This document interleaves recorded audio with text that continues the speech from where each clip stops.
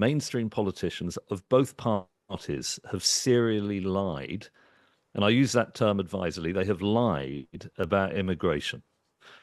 2010 manifesto, the Tories promised to cut immigration to the tens of thousands. The same in 2015, 2017.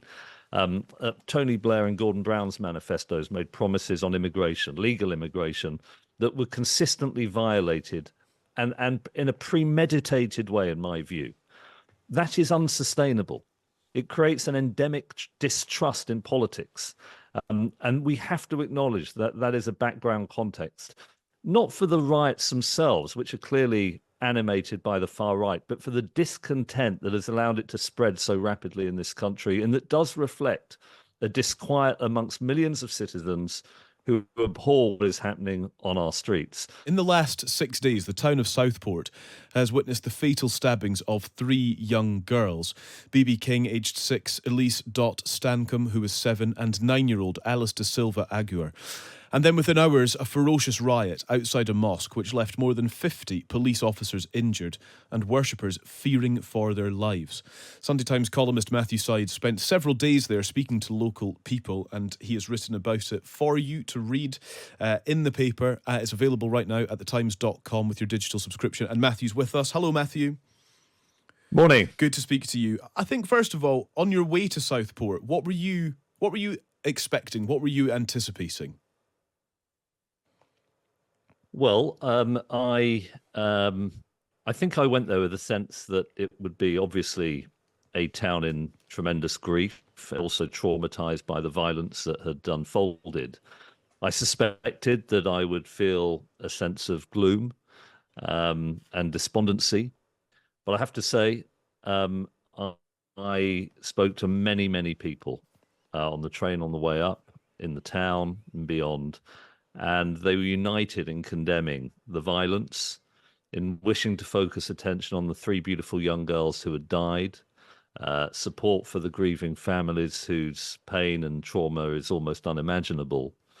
And I have to say, I left with a tremendous sense of optimism. I do think that we would be wrong to diminish the significance of the riots that have spread from Southport to the rest of the nation. I think it's incorrect, categorically incorrect, to blame it solely on the far right. I think there's something deeper, but I think it's also worth saying that the vast majority of people in this country are appalled by the violence, support the police, and believe that our law enforcers, who I spoke to many of those too, are doing an extraordinary job in difficult circumstances. And it is truly horrific that some of them have been attacked and injured defending the rule of law, defending property and defending citizens. Talk to us about, I suppose, the causes for your optimism, and perhaps the wall is the primary reason. Yeah, so the wall on the corner of St. Luke's Road and Sussex Road is where the mosque that was attacked so dreadfully. It's like on a corner, I guess a thigh-high red brick wall that really bore the brunt of a lot of the violence. And people will have seen the images of the charring and the scarred facade. But on Wednesday, people came out to rebuild the wall. And I start, thank you. I mean, I see why you mentioned this, because I start the piece that I've written on this wall. Because walls have become something of a metaphor for a divided world. Trump built a wall, of course, tried to build a wall on the southern border. Theorists call of digital walls on the social media that divide up the echo chambers. But this wall, people came out to rebuild, giving their time pro bono, not just to clean up the streets, but to rebuild the wall and to help the people who work in the mosque, 6 of whom had been trapped in there, barricaded in on the Tuesday night. So I think that, I hope it remains a lasting cultural metaphor of the solid decency of most of the British people. I hope you're hearing me okay. I hope the signal's okay. Oh, yeah, loud and clear, Matthew. Yeah, do continue. Great.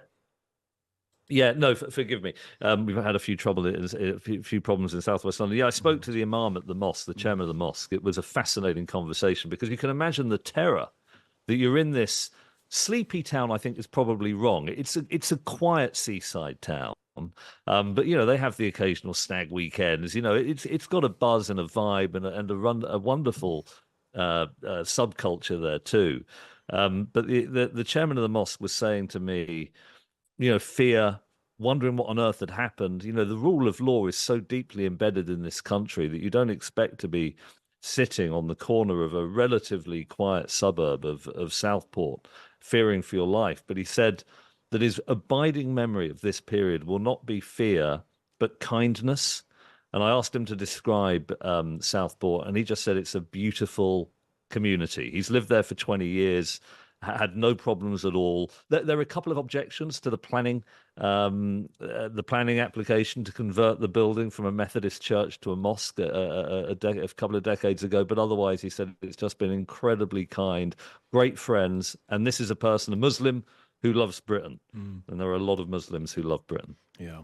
And just a final then consideration from your writing, Matthew, is on the riots that have followed the events in Southport. And I suppose there is a short-term versus long-term consideration here, some of which you've hinted at already. In the short term, the riots, we want them to stop. That has to happen. But the short-term intervention in order to achieve that might be different to the long-term conversation that is required to try to bring, I suppose, a peace of mind or a renewed engagement with people who, to varying degrees, I suppose, are expressing some sort of dissatisfaction or concern with their own view of politics and policy making.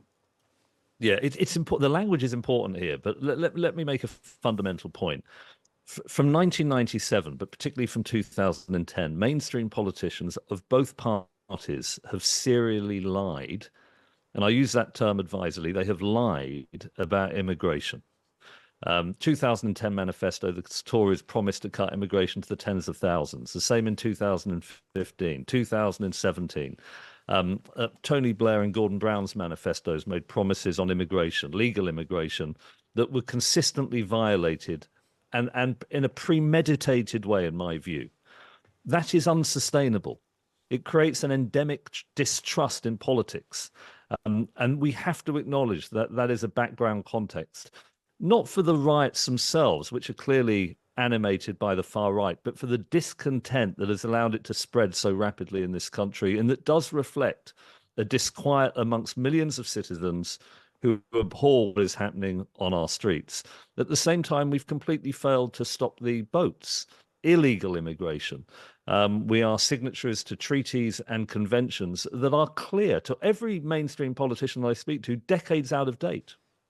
We have to address this, because unless we do, I'm a liberal, but I think we have to address these issues because it's not just the UK, it's the EU, it's the United States. We're handing collateral to populists and also to autocrats like Putin, who are weaponizing these problems to stoke discontent. And these are people who want to bring liberal democracy down. It is a source of complete mystery to me why the West as a whole is not stepping up to amend these conventions and treaties and to deal with legal immigration and to bring it down. The moment it's too fast for many people, and that is corroborated by extensive polling.